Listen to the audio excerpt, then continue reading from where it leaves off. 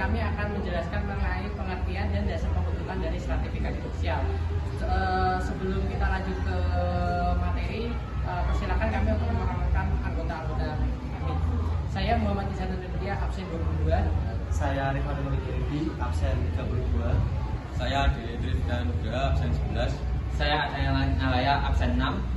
Saya Aura Sinta, absen 8. Saya Niken Cintia Bella, absen 28. Persilakan kami untuk menjelaskan materi kali ini. Saya Muhammad Izanul Dia, nomor absen 22. Kali ini saya akan menjelaskan mengenai pengertian dan dasar stratifikasi sosial. Oke, kita mulai dari pengertian stratifikasi sosial. Apa itu stratifikasi sosial? Stratifikasi sosial adalah pengelompokan individu atau kelompok dalam masyarakat berdasarkan perbedaan status sosial, ekonomi, politik, atau faktor lainnya yang menciptakan tingkatan dalam struktur sosial. Stratifikasi ini menunjukkan adanya hierarki sosial yang membagi masyarakat menjadi lapisan-lapisan tertentu berdasarkan akses mereka terhadap sumber daya dan kekuasaan. Nah, Baik, nama saya Nalaya, absen 6, dan saya akan melanjutkan penjelasan dari teman saya yaitu Muhammad Izan.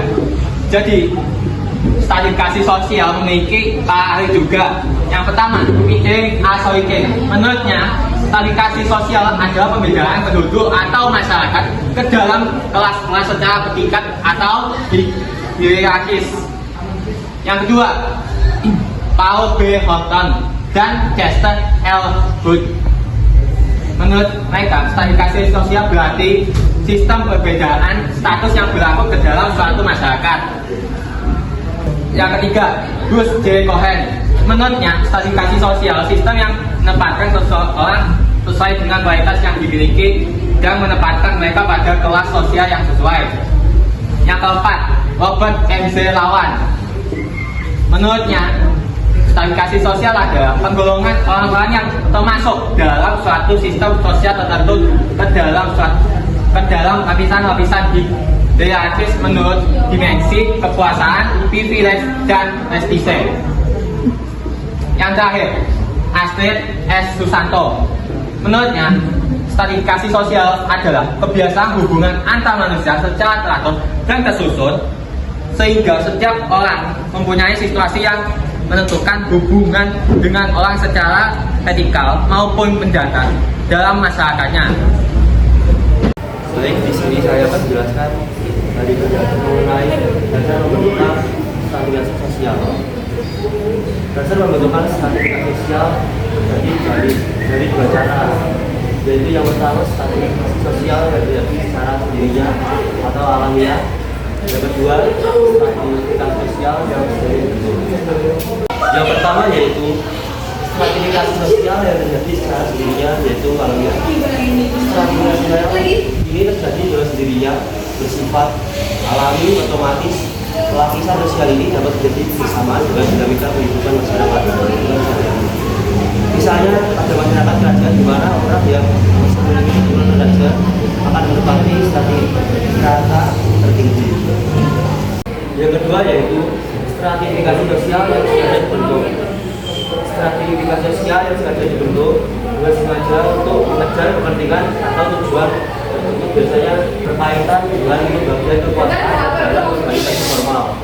Misalnya dalam perusahaan, pemerintah, partai politik, TNI, dan negara sehingga kemenang tugas atau kerja menjadi jelas dan teratur. Saya di sini akan melanjutkan materi dari teman saya. Beberapa dasar yang digunakan untuk menggolongkan masyarakat dalam stratifikasi sosial sebagai berikut. Yang pertama ada kekayaan.